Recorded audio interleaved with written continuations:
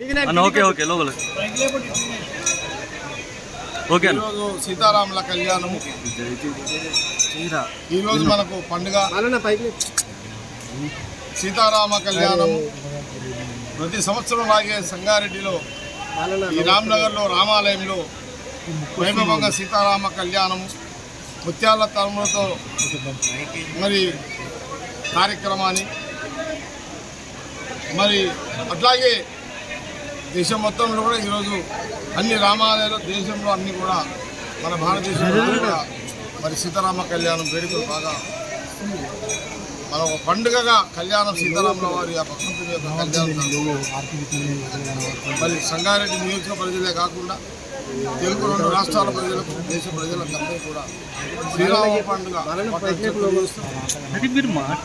ఇది ఒక కన్నుల పండుగగా మనమంతా ఆ సీతారామ కళ్యాణ వేడుకలో పాల్గొంటూ కళ్యాణాన్ని గ్రామం నుంచి జరుగుతున్న కళ్యాణాన్ని మన కళ్ళతో చూస్తూ వైభవంగా ఆనందిస్తూ సంతోషంగా ఆనందిస్తూ మరి ఒక్కరోజంతా కూడా ఉదయం నుంచి రాత్రి వరకు మరి రామాలయంలో సీతారామ కళ్యాణ ఉత్సవాల్లో కళ్యాణంలో పాల్గొంటూ ఎంతో సంతోషాన్ని మనం ఈ రోజంతా గడుపుతాం.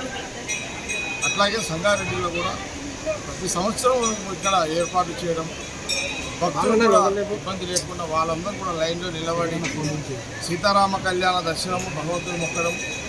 సీతారామ కళ్యాణం మా దగ్గర భద్రాచలంలో కళ్యాణం అయిన తర్వాత ఉంటుంది. అక్కడ కళ్యాణం అయిపోయింది, భద్రాచలంలో కళ్యాణం అయిన తర్వాత మా దగ్గర సాయంత్రం 6:30కి ఇక్కడ కళ్యాణం సీతారామ కళ్యాణం చేస్తాము. అక్కడ అయిన తర్వాతనే భద్రాచలం అయినా కానీ ఇక్కడ కళ్యాణం ఇది ఆనవాయితీ. ఇక్కడ ఊరికి మొదటి నుంచి ఈ రకంగా ఇక్కడ కళ్యాణము ఇక్కడ జరుపుకోవడం ఆనందము విశేషము.